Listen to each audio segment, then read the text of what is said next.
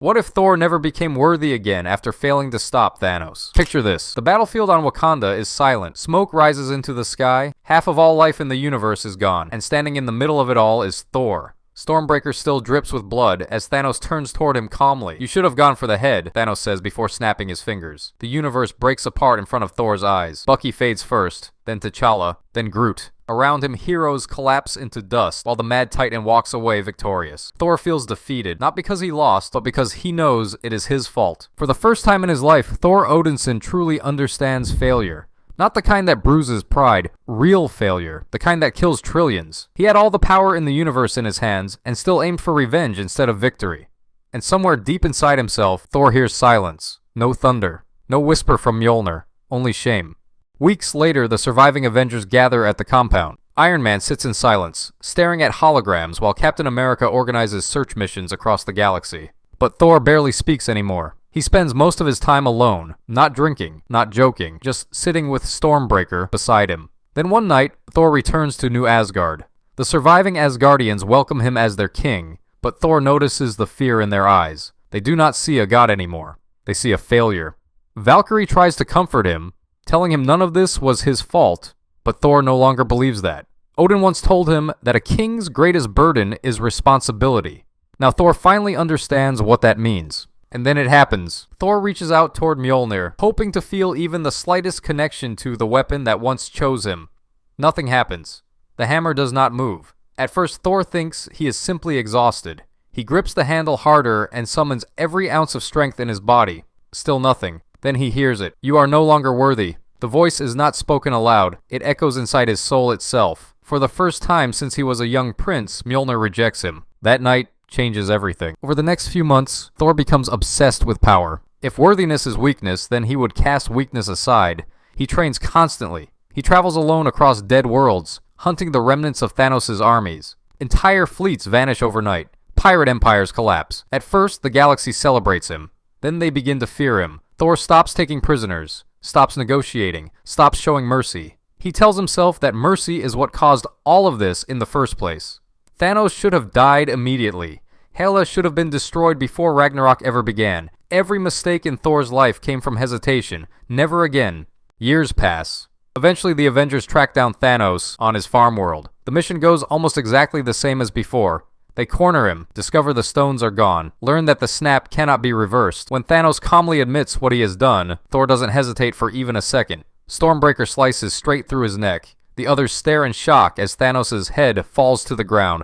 Thor feels nothing. No satisfaction, no peace, only emptiness. After that day, Thor disappears. 5 years pass. Across the galaxy, whispers begin spreading about a new ruler. Entire systems are falling under the control of a single warrior. The Nova Corps disappears from several sectors. The Kree Empire suddenly signs peace treaties with dozens of worlds overnight. Criminal syndicates vanish entirely. Then the truth emerges. Thor has begun conquering planets. Not for wealth, not for pleasure, but for the sake of order. Thor believes the universe is fundamentally broken. Weak leaders allowed monsters like Thanos to rise. Petty wars consumed countless civilizations, while cosmic threats gathered in the shadows.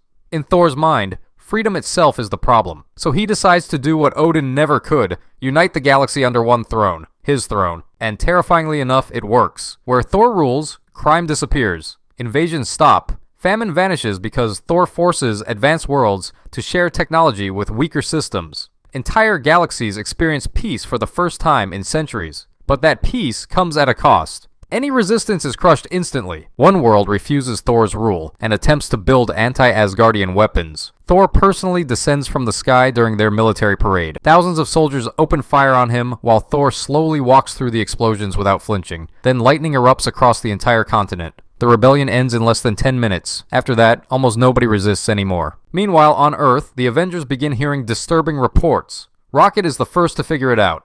The attacks happening across the galaxy all follow Asgardian battle formations. Carol investigates several destroyed fleets herself and realizes something horrifying. Thor is building an empire. Steve refuses to believe it at first. Thor was their friend, one of the purest heroes they knew. But then Thor arrives on Earth personally. The sky cracks apart above New York as massive warships descend from hyperspace. Citizens panic. The Avengers gather immediately, and then Thor steps down from the clouds. He has grown colder and more powerful than ever before. Midgard will join the Eternal Realm peacefully. Thor announces calmly, or by force. Tony can barely believe what he is hearing, and in an instant, Thor's army swarms the Avengers, and they fall to the massive weight of the attack. Thor was ready to sacrifice anything to make sure Earth fell under his rule. Years of endless war have transformed him into something terrifying. He fights without arrogance and emotion now. Every strike is precise. Every movement is calculated. Thor no longer fights like a warrior seeking glory. He fights like a king, crushing rebellion. Over the next several weeks, Thor begins noticing things he had ignored before.